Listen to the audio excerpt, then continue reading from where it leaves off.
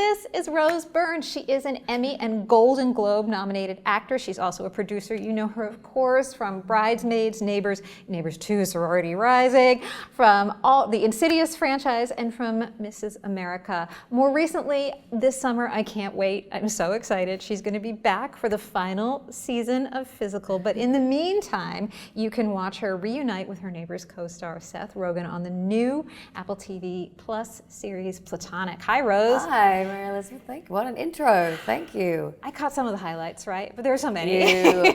Please, I'm flattered. Thanks for having me. All right, let's talk about, I want to start with Platonic. I loved this show so much, and I love the concept of it. It's all right there in the title. This is a show about straight male, female friendship. Tell me what drew you to this and how you and Seth got to reunite for this. Well, Nick Stoller and Francesca Del Banco, the writer-directors of the show, the creators, Nick did the Neighbours movies and Get Him to the Greek, the first comedic role I'd ever had. He cast me in, so I'm indebted to Nick. And he had approached me for trying to collaborate on a television show, and then they pitched me this idea, and what does a platonic friendship evolve to? Like when you're in your 20s and your 30s, it's a different thing, but once you're sort of in your years of raising a family or starting a business, or as we see in the show, very different chapters of your life, what does it look like? And what does it look like to other people? And I said maybe we could get Seth, and I really didn't. It lives and dies on the chemistry between the two leads, because it's just this friendship that's sort of being examined and unravels and comes back together, and they bring out the best and the worst in each other. And knowing we'd had that sort of history of doing the Neighbours movies, I thought would bring a little, bring that with us, and we have a good comic, rapport with each other. And I didn't want to do it unless we had Seth on board, and he luckily said he would. So, and it's perfect. It's so funny, and one of the things that I also really appreciated about it is just a straightforward comedy. It is. We're going for the laughs. The joke is the most important thing. Yeah. I mean, it has feelings. I got really choked up at the end, the final episode, and the song cue. It really hit me hard. But it's also just straightforward comedy, and I feel like there has not been a lot of that. I know, and I love, I go to Seinfeld if I feel a bit sad or weird, or I've had I'm always like, that's my comfort show. And with Platonic, we really are aiming to just get, it deals with an issue that's resonant and familiar, I think, to people of many ages, but particularly, I think, a woman in the sort of point of her life that Sylvia is at. And it's hard to make something funny, like to get a laugh every, few minutes, to try and get a laugh in there. It's really challenging. And it definitely harks back to the films Seth and I have done together, and obviously the films Seth did in all the 2000s and so on, and very, influenced by that kind of tone. But it's in a series format. And I really like that it takes for granted that these two people are friends, always have been friends. I don't think it is a spoiler to say it is not a rom-com. No, it makes great pains to put the audience at ease that this is not about will they, won't they. And that's unusual to see. You never really see a whole story about that. And it's more about how other people around them comment on their friendship rather than their actual, there's never any tension and stuff like that. Which was funny, because when we did the Neighbours films, we were a married couple, and we were happily married, so we're affectionate and loving. And then in this, in week 2 of shooting, I was like, you're being really mean to me. Because we could be, because we were much more like friends that wind each other up. But to me, it felt very fresh and very unusual to examine that. And even though you've talked about, you drew a lot of inspiration for this character and this dynamic on a friend that you have who was a roommate. A lot of us have friends. A lot of us have friends across the gender spectrum. It's not that unusual. And yet this idea is still not really being explored. I mean, I was thinking, watching this, of how just a few years ago Mike Pence was saying how he would never have dinner with a woman, right? That is still out there. It is still very gatekeep, or gate-kept, as the phrase would be. Why is it important for all of us to have friends who are not just our same gender and our same orientation? Well, I think that you get something different from the other gender that is just inherent to being, and I do think it's generational. I think that people in their 20s now would look at this idea as very old-fashioned, but I think also people a generation older than me would really relate to it even more, because it's even more sort of like, you know, gender segregation, whereas now gender is a much more fluid and complex conversation, you know. But this, I think, hones in on an idea that has been around for centuries, and it's a fun, and we're doing it through humour, you know, which is the best way to sort of put something under the microscope, is to like discuss it with humour. And I have a dear friend who was my roommate. We were struggling actors in California, in LA, in the early 2000s, and we never were together ever. And nobody could believe me, and no one. They were always like, "Yeah, but you hooked up, right?" Constantly this skepticism from people, particularly his friends. And it was fascinating to me that people, A, gave a shit, and B, were really intrigued by it. And then when you look around now and you think about your friends and your male friends, and, you know, could I go away for a weekend with my male friends? And could Bobby go away for a weekend with his female friends? And you're like, sure, but would you do it? And it is an interesting conversation to have once you turn the spotlight on your own life.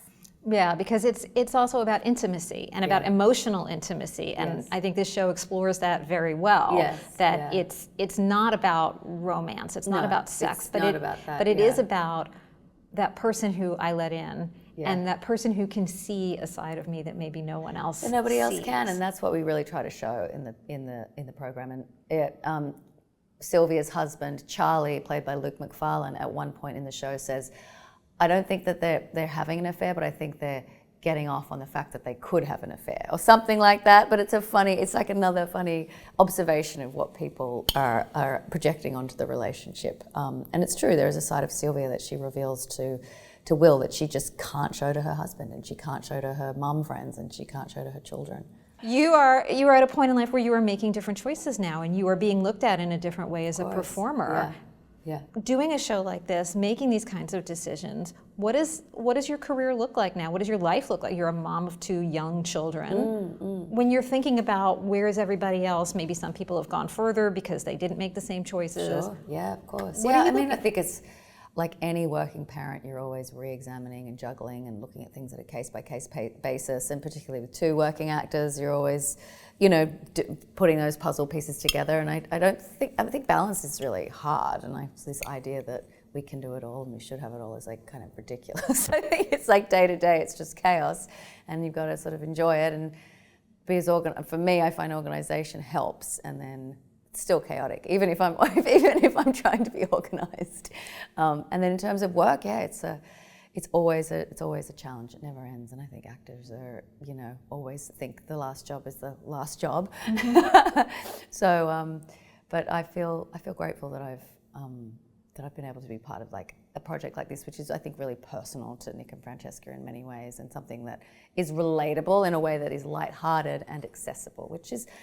It's hard to find on television sometimes. I think a lot of the comedies these days are a lot darker, like Physical, which I love and am drawn to, but this is truly a genuine sort of laugh out loud kind of comedic piece with big set pieces, and Well, let's talk about Physical. Let's talk about it, because it is so dark and intriguing, and has had people talking and thinking and feeling deep feelings about, right? Yes, definitely, yeah. It's a provocative show. It's provocative. Yeah. It is a provocative examination of really tough stuff. I want to know, were you surprised when it arrived, the kind of reaction that it did get? I was. I mean, I was prepared that it would be polarizing, but it still was a little bit shocking. I was like, wow, there is still so far to go, and people kind of acknowledging eating disorders and acknowledging, you know, women being morally ambiguous about their life. And it felt very personal, the reviews, far more than anything else I'd done. People really had an opinion in a way that was quite revealing of themselves, I thought. And I guess the piece provokes that in people, which is a good thing. And I think it's good that people have discussions around art. But I was a bit taken aback, I think, initially. Yeah. Well, I mean, I wonder, for me as a viewer, some of that seems gendered, because I can't think of to separate you. I did too. I can't think of too many other ambitious shows with a character who is sometimes unlikable, who is thinking dark thoughts, who is doing sometimes dark things, that has a male protagonist, which most of them do, and they don't get that kind of visceral pushback. Yeah. discomfort. Yes, yeah, people were uncomfortable in a way that was very revealing, I thought, and it did beg that question. It's hard to not include that as part of the conversation. I mean, I'm all for gender equity and for being treated like, you know, if you're going to put yourself out there, then you've got to also take the bad with the good. But I did feel the response was a little more direct because of that. Yeah. And it's such an interesting character. It's such an interesting role for you to play, and it's such a delicate, difficult topic. And I know it's rooted in reality. It's rooted in real experiences, and yet it is hard to show these things in a way that is honest without romanticizing. Yeah, of course. How did you, as an actor, strike that balance? How did you work as a team so that you're telling a story that is important, is truthful, is provocative, is vulnerable, is about experiences that a lot of women have had, and yet also doesn't tip over into something that feels almost dangerous? Of course. No, I mean, you know, depiction doesn't mean you're endorsing anything. That's the number one rule of like art. Just because you're doing it doesn't mean it's, but by its very nature, it can lend itself to that. And so it's very, very careful, and you are threading a really fine needle. And I very much lent on Annie Wiseman, and this is her personal story. And she was, her perspective, if I hope I'm correct in recalling it, was she would want it to be shown how she would want to see it, which was, it's kind of everything but that you see about what's happening with her addiction and her eating disorder, and she very much wanted it. She'd never seen it. This is how she would have wanted to see it, I think, for someone who's in recovery and for someone who's been through that. So that I just trusted her, because I had to have a leap of faith and go, this is, and I feel like it is done well. I think it is done well, and it's, like you say, it's very challenging, yeah. And I want to ask what the response has been from viewers. I mean, I will tell you, as someone who remembers this era, I can see traces of my own mom in this character. And I think a lot of people see their parents, see themselves, see people they knew or experiences they had that are so deeply personal and resonant. Yes. What have you heard? What has been I've that? had great, I mean, I've had, interestingly, friends who are in recovery from addiction, whether it's drug or alcohol or sex or food or whatever, have reached out to me and gone how much they relate to the inner monologue of an addict and what that is like day to day, minute to minute, and how crushingly kind of overwhelming and debilitating it is. And that has been really fascinating to me. Like Annie captured that so well, I think, with the writing, and that has been very moving to have people, you know, confide in me like that. And the writing is so key, and that monologue is such a deep part of this character's identity and the through line of the show. And yet I know you have also said, I've heard you talk about how you really like acting with your body, being, I mean, it's called physical. You are a very physical actor. I think it's a part of what has made you such a reliable comic star, right? Like, you act with your body, Rose. There's something about that you do really well. Oh, thank you. Whether it's showing off your secret skills in Platonic or doing the choreo to aerobics. What is it about that kind of performing style that you feel you can express something as an actor with? Well, I have a great choreographer on physical. I'm deeply, deeply uncoordinated. I am not, it takes every ounce of my brain power to be able to talk and move at the same time. So that was very challenging. And I think any chance you can to do something physical on a show, pardon the pun, but is, whether it's Platonic or whatever, Mrs. America, that was a whole body movement playing Gloria Steinem because she was so specific with her walk and talk, is such a relief because you're out of your brain, so you're less self-conscious and you actually have something to focus on rather than just your quote-unquote performance, you know. So that to me, it's always kind of liberating when you have to really do something physically. And I'm such a fan of physical comics, like Kristen Wiig, I think is an incredible physical comedian, John Cleese, Julia Louis-Dreyfus, you know, I could go on and on. So, and Seth is so funny physically, comedically. So that was really fun. On Platonic, they very much wrote to our strengths, so that was great. They try to, you know, give us funny set pieces that could like bring out our strengths as a pair. Was there a particular moment on Physical that was the most challenging this season? I want to know. I've seen some of the episodes from this season, so I want to know. Okay, cool. There was a lot of big set pieces on Physical that were challenging, And the character of Zooey Deschanel appears a lot of the time in Sheila's, I don't think it's bad to say, but I think it appears a lot of the time in her subconscious. So that was challenging to, usually the subconscious is just a VO, so this was more in person and trying to figure out just the subtle differences of what was there and what wasn't. Right. So that was challenging, but fun. It was so fun. Annie just spoiled me with the writing on the show. Every episode I was like, how am I going to do this? Who wrote this? And getting to work with Zooey Deschanel, returning to... I loved working with Zoe. She was such a delight. She's such a multifaceted, talented, all-American, performer. She sings, she dances, she acts, she is a blogger, she is a chef. She's just one of those people where you're like, oh, you can play this instrument and that instrument, and I'm fascinated with that. And we really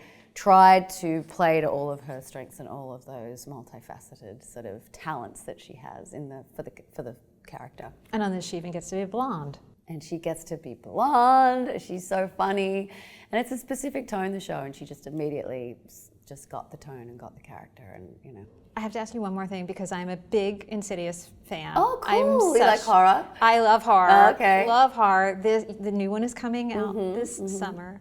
Directed. Yes, by Patrick Wilson. Directed and written by Patrick. It's a big deal. It is a big deal. It's set in So it's set in the present day, and it's great because it's the original cast of the original film. So it was really special. So it was Ty, myself, Patrick. I think Lynn is in there too, but she's come back from the dead, I think. I saw the trailer. There's been many chapters of the film, and we've shot in Jersey last summer, and I was just delighted. It was I adore Patrick, and I love working with him. So it was really fun to see the trilogy come to life, and it was really special. All right, well, I can't wait. Thank you. And I can't wait for the new season of Physical. Thank but in the you, meantime, we can watch you on Platonic, Yes, airing on check Apple it out. TV Yeah, Plus it's a lot of right fun. now. Thank you so much, Yeah, Rose. my pleasure. Thank you.